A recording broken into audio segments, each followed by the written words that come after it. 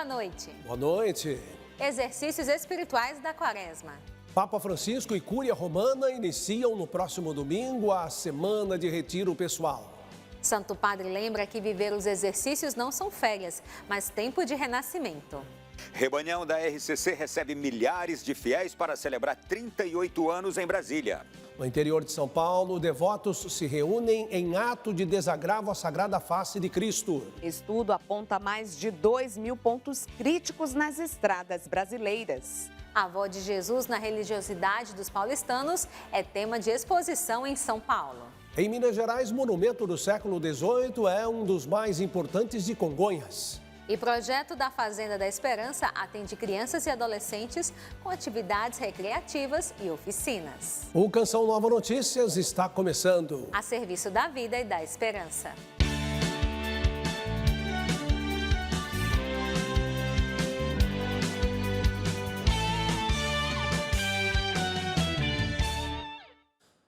A partir do primeiro domingo da Quaresma, o Papa Francisco e a Cúria Romana começarão a semana de retiro pessoal para os exercícios espirituais da Quaresma. Francisco lembrou que viver os exercícios não são férias, mas tempo de renascimento. Uma pausa para a oração, conforme a tradição, no tempo forte da Quaresma. Como a cada ano, Francisco reúne cardeais e membros da Cúria Romana para o período de exercícios espirituais, a partir do próximo domingo, dia 18, até sexta-feira. O encontro acontecerá em Aritia, na Casa Divino Mestre, dirigida pelos paulinos.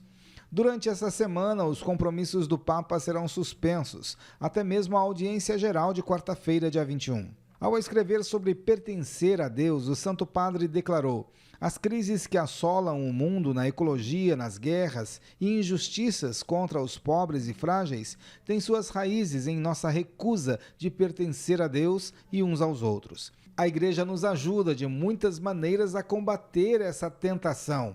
Suas tradições e ensinamentos, as práticas de oração e confissão, a celebração eucarística são canais de graça que nos abrem para receber os dons que o Pai deseja derramar sobre nós. E afirmou que quando abrimos espaço para o Senhor, Ele nos resgata da autossuficiência e nos tornamos canais para a vida e para o amor do Pai. O foco do retiro, disse o Papa, não está em nós, mas em Deus, o bom pastor que, em vez de nos tratar como se fôssemos máquinas, responde às nossas necessidades mais profundas como filhos. Amor e serviço são as duas pedras angulares dos exercícios espirituais.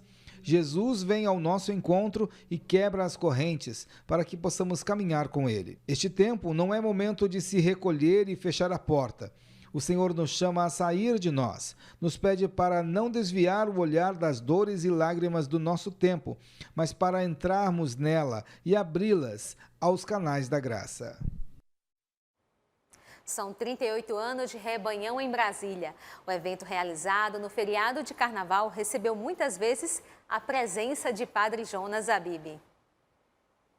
Vamos à capital federal para saber mais sobre esses dias de alegria na presença do Senhor com Ronaldo da Silva. Boa noite, Ronaldo. Oi, Mauricéia, boa noite, que bom estar com você também. Com apoio da Arquidiocese de Brasília, a Renovação Carismática Católica realizou de domingo até hoje o Rebanhão. O evento já é consolidado na capital federal durante o período de Carnaval. Em 3 dias, 25.000 pessoas participaram do Rebanhão em Brasília. Crianças, jovens, idosos, famílias inteiras vivenciaram o tema. Alegraram-se ao ver o Senhor. Nádia e Gilberto são casados e participam do evento desde a juventude. Começamos a caminhar no Rebanhão solteiros, agora estamos como casados, há 26 anos casados, caminhando no Rebanhão. Os nossos filhos caminham também, cresceram nesse ambiente de renovação, de Rebanhão. Então é só alegria. O Rebanhão, como a Nádia falou, é uma alegria renovada, é uma alegria que vem no nosso coração para a vida inteira. O Rebanhão, retiro de carnaval criado pelo Monsenhor Jonas Abib, na década de 80, se espalhou pelo Brasil.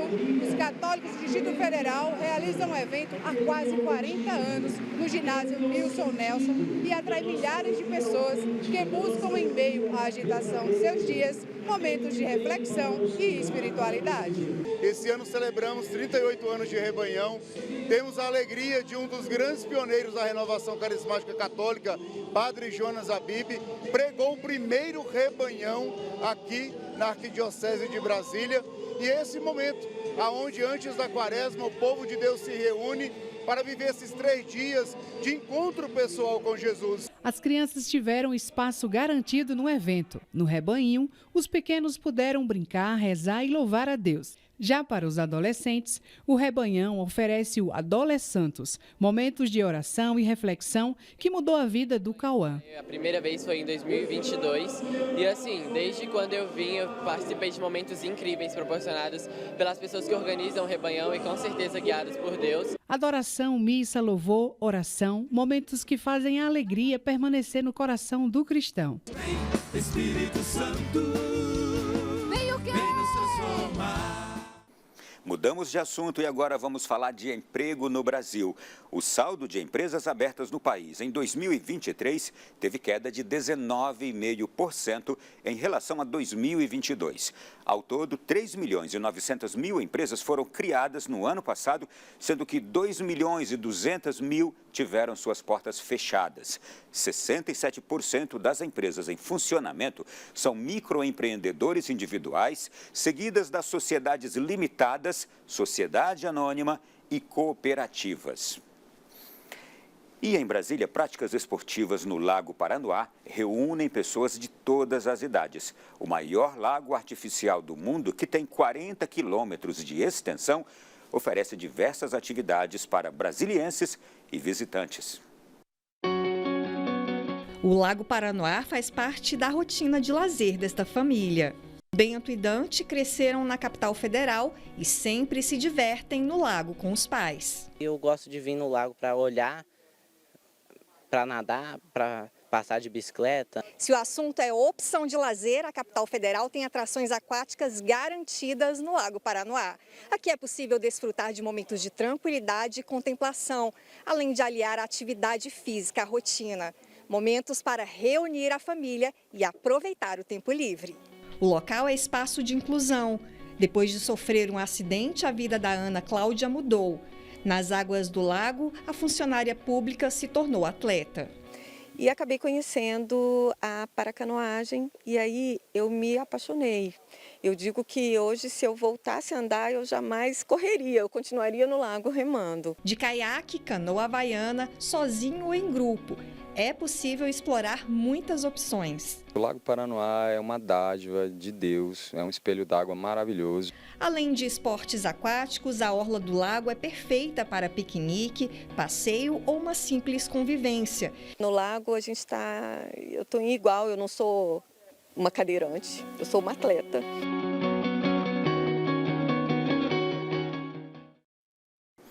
E nós encerramos nossa participação de hoje. Amanhã a gente se encontra. Boa noite a todos. Obrigada, Ronaldo. Boa noite.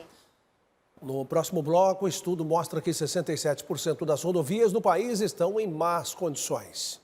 A avó de Jesus na identidade dos paulistanos é tema de exposição na capital.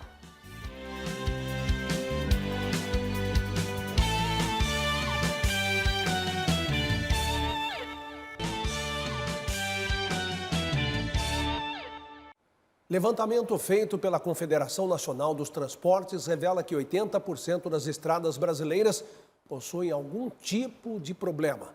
Nós vamos a São Paulo chamar a Elane Gomes, que traz os detalhes. Boa noite, Elane.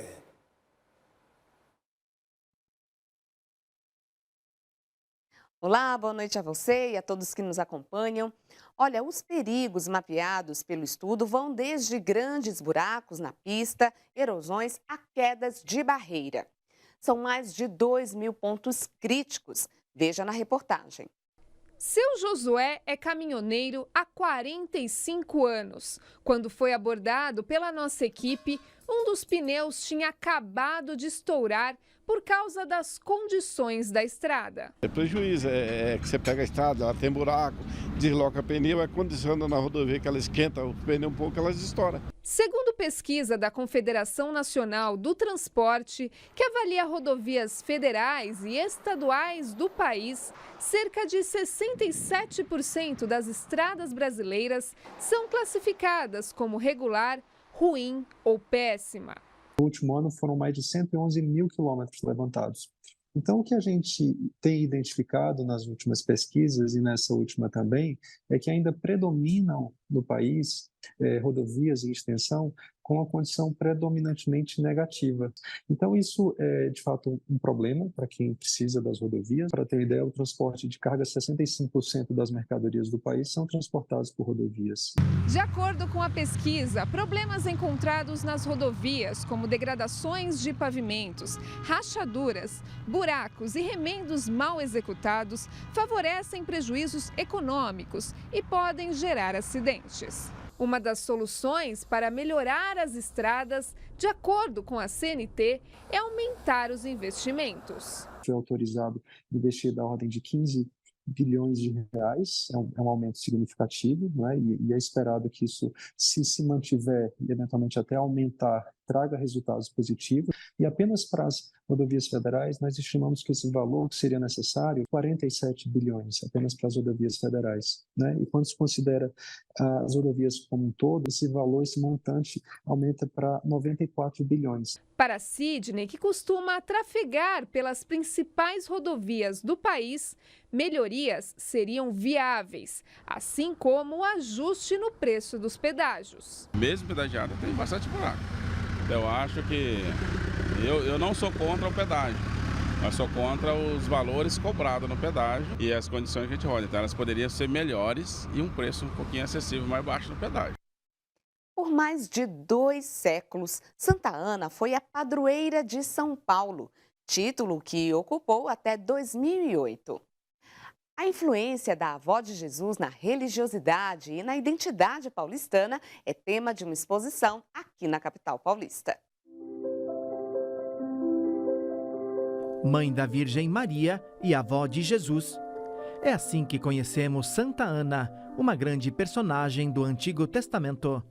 E ela tem uma importância muito grande porque em toda a história da salvação, sempre foi dito a respeito da chegada do Messias. E esperava-se esse Messias em cada uma das famílias do povo de Israel. No entanto, Ana já era de certa idade e ela pedia muito a Deus que desse a graça a ela de ter a mesma graça que teve Sara, de poder ter um filho. E ela foi agraciada por Deus com esta graça, de tornar-se a mãe de Maria, que depois viria a ser a mãe de Jesus. Esta devoção ganhou força no Brasil colônia, em terras paulistas a partir do século XVIII. Santa Ana foi instituída padroeira de São Paulo em 1782. Esta é uma réplica da bula do Papa Pio VI, que a nomeou como padroeira. A mudança ocorreu em 2008, quando o apóstolo São Paulo foi proclamado patrono da cidade. Esta história está sendo contada em uma exposição no Museu de Arte Sacra, aqui na capital paulista. O documento em latim atende ao pedido dos colonizadores portugueses. Santa Ana, ela vem dessa colonização portuguesa como a padroeira dos mineradores. Junto com essas entradas e essas bandeiras, você tinha ali a imagem de Santana carregando junto com eles para abençoar e abrir os caminhos dessas expedições que existiam aí no início da nossa colonização. Santa Ana em São Paulo, devoção refletida na arte, reúne 80 peças do acervo do museu. Cada obra retrata a veneração àquela que foi a padroeira por 226 anos, desde o período colonial até a metrópole do século XXI. a primeira grande intercessora deste município, contribuiu para a formação religiosa e a identidade do povo paulistano. Na escola não aprende tanto, então participando desses locais assim, além da gente saber mais, enriquece, porque é muito bonito. A obra é uma coisa muito antiga, né? É nosso patrimônio. Peças esculpidas por Aleijadinho, mestre do barroco mineiro, e por artesãos, ajudam o visitante a entender que a fé e a religiosidade andam juntas à história de uma cidade. O povo sempre traz com devoção, com amor, com carinho, esta devoção que se desenvolveu aí aos séculos da nossa cidade e, no caso aqui, da nossa Arquidiocese de São Paulo.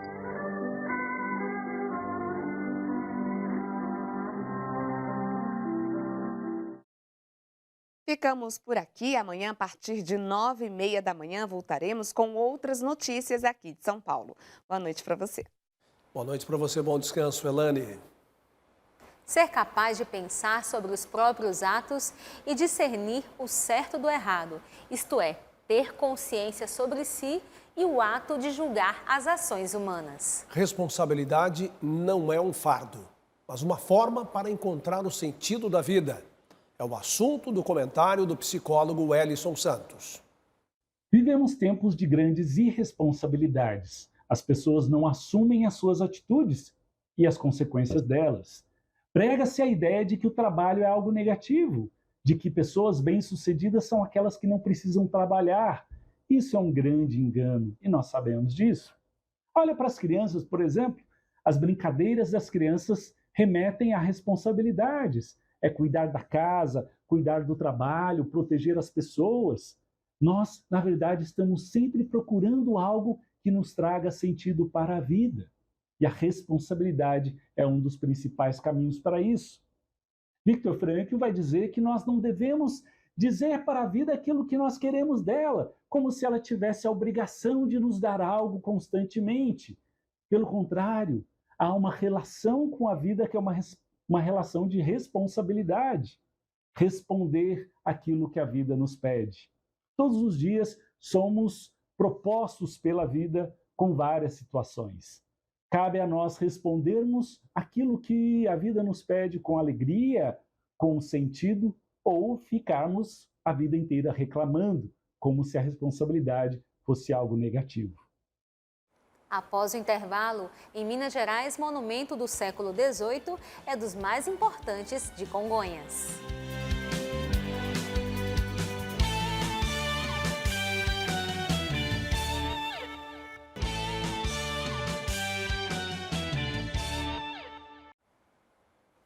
A frente fria que avança sobre o sul do Brasil vai levar chuva forte a aliviar o calorão no sul e sudeste do país. O clima quente continua no norte de Minas Gerais, em parte do Mato Grosso do Sul e sul do Rio Grande do Sul. Esse mesmo sul, que tem sido um dos locais mais quentes desde o começo do feriado, pode ter chuva a qualquer hora. Os acumulados de chuva podem chegar aos 30 milímetros na capital Curitiba e em Santa Catarina, na altura da cidade de Caçador, que deve ficar em alerta laranja, que é o alerta de tempestades. No sudeste, a chuva associada ao calor e umidade vai levar pancadas de chuva a todo o estado do Rio de Janeiro e São Paulo, onde a chuva pode chegar aos 50 milímetros. Já no sul de Minas Gerais, os acumulados de chuva podem chegar aos 20 milímetros na altura da cidade de Itajubá. No norte do país, a zona de convergência intertropical faz a chuva persistir do Amapá ao norte do Pará.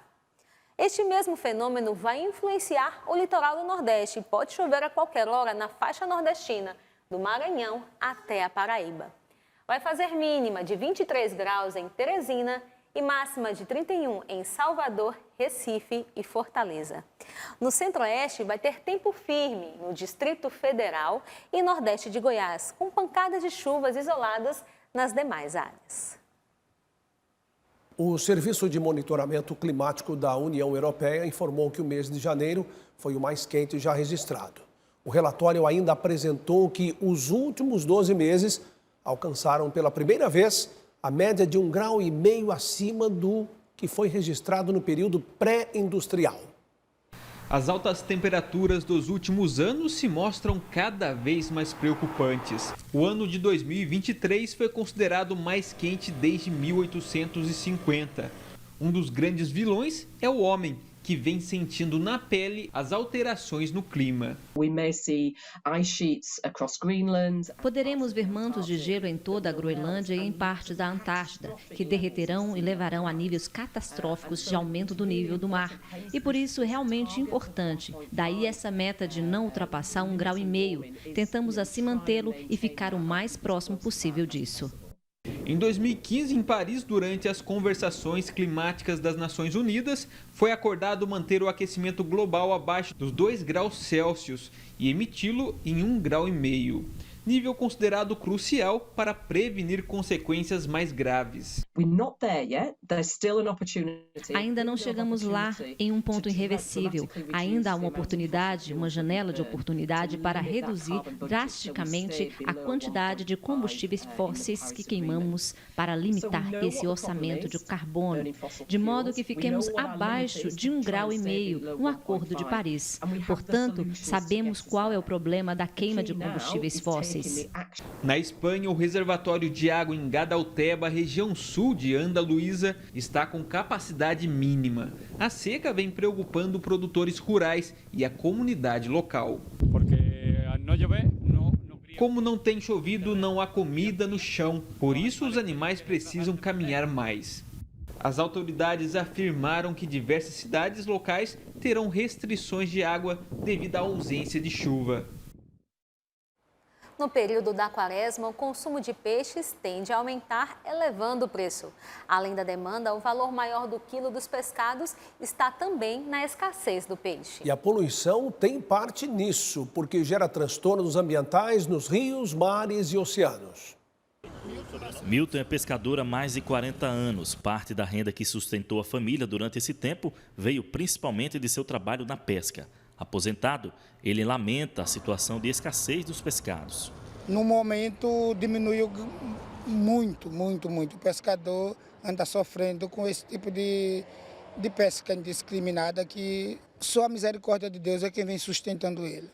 A demanda por carne branca durante a quaresma faz os preços dos pescados subirem em todo o país. Além do fator mercadológico, um dos principais motivos para a elevação de preços está na falta do peixe na rede do pescador, seja na pescaria artesanal ou profissional. Hoje em dia, a gente sai para pescar, o que nós larga na rede, quando vai pegar a rede, é sofá velho, é muito lixo, é plástico, muito plástico, copo descartável. Uma degradação de norte a sul, que nem diz o outro, de leste a oeste. E não tem assim uma política assim voltada assim, e principalmente para essa zona ribeirinha. Com o passar do tempo, a pesca tem se tornado uma prática cada vez mais desafiadora, principalmente devido à poluição de rios e mares. Nos oceanos, por exemplo, estima-se que haja cerca de 2 milhões de toneladas de plástico. Este vídeo, divulgado na internet, mostra os pescadores puxando uma rede de arrasto na região de Arraial do Cabo, no Rio de Janeiro. Na rede, um cardume de peixes e junto uma grande quantidade de lixo. O ser humano, ele destrói e a gente também precisa ter essa conscientização que a gente tem que preservar e preservar para ter. Uma simples atitude de educação, saber que lugar de objetos e resíduos é na lixeira, pode mudar essa realidade. E a gente também pode contribuir na área da aquicultura, na produção de peixe, na produção de camarão. Isso pode nos ajudar. Agora, tudo feito conscientemente, ambientalmente, seguro, para que a gente possa ter, preservando, ter como produzir mais, ter como produzir melhor. Em Congonhas, região central de Minas Gerais, arte e fé se misturam na paisagem histórica da cidade. O Santuário do Bom Jesus do Matozinhos é um importante exemplar da arquitetura colonial brasileira. O local coleciona histórias de devoção e obras de grandes artistas, particularidades que atraem fiéis de todo o Brasil. Devoção que atravessa gerações. Eu comecei ativamente aqui com a minha tia, que organizava o santuário. Então eu vim ajudar, sabe? O Santuário de Bom Jesus de Matozinhos é um dos monumentos mais importantes da cidade de Congonhas. Sua construção teve início no século XVIII. Tudo isso nasce da fé, né? nasce da fé de um homem chamado Feliciano Mendes, que é um português e que veio a Minas em busca do ouro. E aqui, acometido por uma enfermidade, ele vai fazer uma promessa. E a partir desta promessa é que nós vamos ter toda a construção desta obra que hoje nós vemos. Em 1985 foi declarado Patrimônio da Humanidade pela Unesco. Em julho de 1957, o Papa Pio XII elevou a igreja à Basílica Menor. Renomados artistas participaram da construção do templo. Tem pinturas do João Nepomuceno, a gente tem as policromias e algumas partes da Basílica do mestre Ataíde, então, e entre outros artistas daquela época. A maior obra de Aleijadinho, Os 12 Profetas, é um dos destaques do santuário.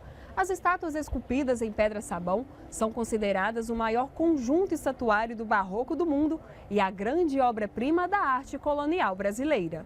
Onde se procurava muito mais a forma perfeita, nós olhamos e às vezes vemos até deformações, né? Então ele diz, Aleijadinho, ele passa a ser o grande primor do início do modernismo do país, porque ele rompe com a arte que vem da Europa para nós. No jardim, 6 capelas retratam os passos da Paixão de Cristo. As cenas podem ser contempladas em obras com mais de 200 anos. São 66 peças esculpidas em cedro pelo mestre Aleijadinho. Arte e fé, lado a lado. No Salão dos Ex-Votos, cruzes e fotografias expressam a devoção do povo e os milagres alcançados. São mães que agradecem pela cura dos filhos desenganados pela medicina. Mas eu agradeço ao bom Jesus todos os dias da minha vida e falo assim que a gente nunca pode perder a fé. Testemunhos que inspiram confiança, mesmo nas adversidades. Eu fiz uma cirurgia, dentro de menos de 20 dias eu voltei a fazer uma outra cirurgia.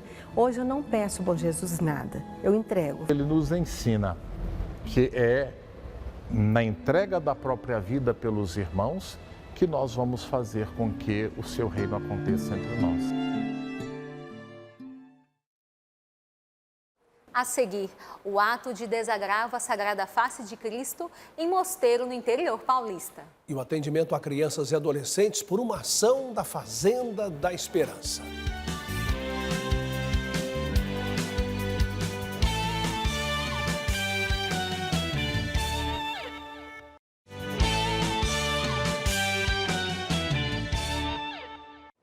A igreja no Brasil recorda hoje a devoção à Sagrada Face de Jesus. Em um mosteiro de Roseira, no interior de São Paulo, centenas de católicos se uniram em um ato de reparação pelas ofensas cometidas contra Jesus Cristo durante o Carnaval.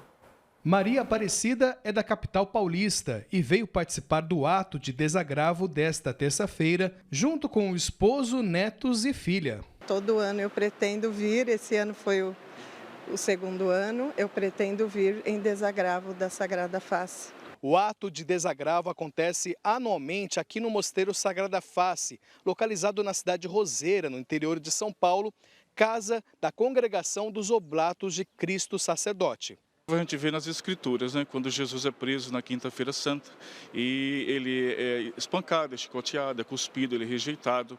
E esse ato de adoração é para tirar do coração de Jesus, né, da fronte de Jesus, da face de Jesus, esse sofrimento, essa ingratidão que os homens fazem da parte deles para com seu Criador. O Papa Pio XII instituiu a festa da Sagrada Face em 1958. Diante das revelações particulares de Jesus, a irmã Maria Pierina de Micheli, que foi beatificada pelo Papa Bento XVI, Jesus pedia a ela que fosse feita uma reparação às ofensas cometidas contra ele.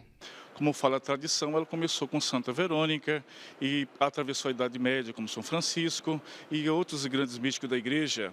E também, né, a irmã Pierina, também, que deu sua contribuição com a espiritualidade da Sagrada Face. A devoção à Sagrada Face não está no calendário litúrgico universal, mas é celebrada aqui no Brasil após a aprovação da Santa Sé, no ano de 1959 pelo Papa João XXIII, a pedido dos bispos brasileiros, visto que o carnaval reúne muita gente no Brasil. Eu entendo que é para a nossa santidade, né? Para a gente entender a importância de não participar de coisas que não é agradável a Deus, né? A reparação na terça-feira de carnaval já é quase uma introdução ao tempo quaresmal, um tempo forte de penitência e oração que a igreja nos convida para a conversão no Senhor Jesus. Importante e necessária essa reparação, né? Olha, uma das ações da Canção Nova é a promoção da vida e da família, primeiro lugar onde se aprende a amar. Graças a você, sócio e benfeitor, que é Família Canção Nova, nós estamos com 31% de nossa meta na campanha do projeto Dai-me Almas desse mês, que é mais curto, hein? Vá lá, acesse clube.cançãonova.com, faça sua doação ou doe pelo Pix, com a chave pix.doação@cançãonova.com. E obrigado por sua fidelidade.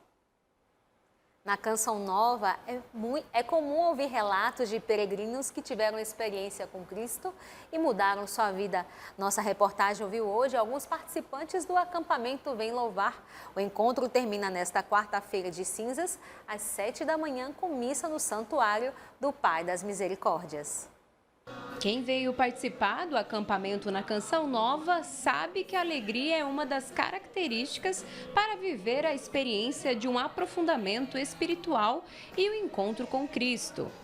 Carnaval com Cristo aqui na Canção Nova é a melhor opção. Aproximação a Deus, né? Essa vida, viver perto de Deus, de Jesus, estar num lugar totalmente voltado para isso, acho que isso é o que nos traz aqui. Cerca de 20 mil peregrinos participaram do acampamento de Carnaval Vem Louvar na Canção Nova. Neste quinto dia do encontro, a emoção tomou conta dos fiéis. Tem gente que vai levar para casa alguns momentos desses dias de louvor e adoração ao Santíssimo. Um momento do luau, acho que é o mais marcante para mim, que mexe muito comigo. Quem vem uma vez, quer vir a vida toda. E ano que vem, se Deus me abençoar, estarei aqui de novo. A adoração não é assim um ponto alto para mim, porque essa coisa muito forte do batismo do Espírito Santo. Então a gente se sente assim, cheio mesmo da graça de Deus. Os peregrinos que estiveram na Canção Nova trazem no coração ensinamentos que tiveram através das pregações. Essa questão de sair da mornidão e tocar fogo em todos aqueles que estão perto de mim, pelo poder do Espírito Santo. O conhecimento, né? Essa última agora do Padre Donizete, essa não viver na mornidão. E deixa um convite para o próximo ano. Um retiro espiritual onde você vai ter a oportunidade de ficar perto do nosso Senhor Jesus Cristo. Venha fazer esse encontro com Jesus. Vai sair daqui com o coração cheio da graça de Deus. Os católicos do Centro-Oeste realizaram na capital mato-grossense a edição de número 37 do encontro Vinde e Vede. A Arena Pantanal recebeu em 4 dias milhares de pessoas.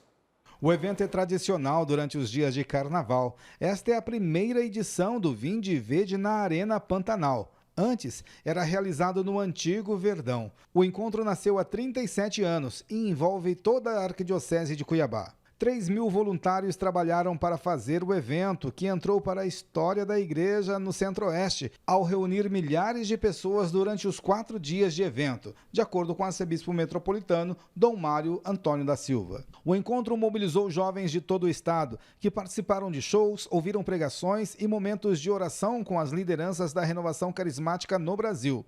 O movimento sacerdotal mariano conduziu a oração do terço, que contou ainda com padres da Arquidiocese e da Canção Nova. O arcebispo celebrou a missa que encerrou o evento, uma das maiores celebrações da Igreja Católica na região Centro-Oeste. Uma iniciativa da Fazenda da Esperança em Guaratinguetá, interior de São Paulo, atende crianças e adolescentes com atividades recreativas e oficinas. É o projeto Girassol.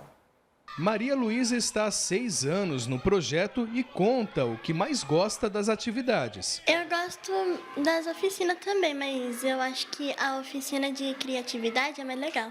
E é o mesmo de Beatriz, que faz parte desta iniciativa desde os 7 anos de idade. Eu gosto muito do parque, mas o que eu mais gosto é das oficinas. Já o Heitor integra o projeto há 3 anos e faz a sua listinha do que mais gosta. Eu também gosto dos educadores. É tanta coisa que eu gosto que eu nem sei dizer. A oficina de hoje, lá no Projeto Girassol, foi de comunicação e expressão e trabalhou os sentimentos. Cada criança jogava um dado e respondia a pergunta que caía para ela. É uma das emoções que a gente falou. O que te faz sentir nojo, Bruno? Lesma? Hoje, em particular, a oficina foi sobre as emoções, porque a gente percebe aqui que as crianças vêm cada dia, eles vivem muitas emoções. Então a gente percebeu que seria importante para eles poder expressar o que eles vivem aqui no projeto, entre eles, conosco também com os adultos, e ainda mais o que eles vivem também no bairro, aqui em casa. Essa e outras oficinas fazem parte do projeto Girassol, administrado pela comunidade Fazenda da Esperança em Guaratinguetá. O projeto Girassol, ele atende crianças e adolescentes entre 6 e 15 anos. Um projeto que foi elaborado na época para atender aquelas crianças que ficavam no contraturno, né, fora da escola, para não ficarem na rua. O local que recebe o projeto aqui na cidade de Guaratinguetá não foi escolhido por um acaso. A região aqui é carente em oportunidades recreativas para crianças e adolescentes. A gente atende tanto as crianças, como também a gente procura ter perto, a gente manter perto, né? A gente faz encontros, palestras socioeducativas com essas famílias também. Essa psicóloga ressalta que a família é o primeiro contato social que temos e possui um grande impacto nas crianças. Quando a família não consegue cumprir esse papel, esta iniciativa social pode ser uma alternativa. Um local onde essa criança estará em segurança e vai ser passado para ele sobre esses valores, essa conduta, sobre limites e principalmente vai estar se desenvolvendo de uma maneira saudável, preparando para conviver em sociedade. O projeto teve início em 2014. A Ágata está desde 2020, mas recorda que muita coisa mudou no espaço. E antes não tinha o parquinho onde a gente brincava aqui do lado do Parque das Irmãs. Ah, agora tem o parquinho, ficou melhor, né? É, ficou bem melhor.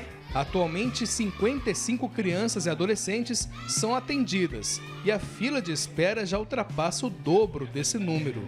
Com certeza, essa expectativa é aumentar o espaço e aumentar a quantidade de vagas para poder atender a todos.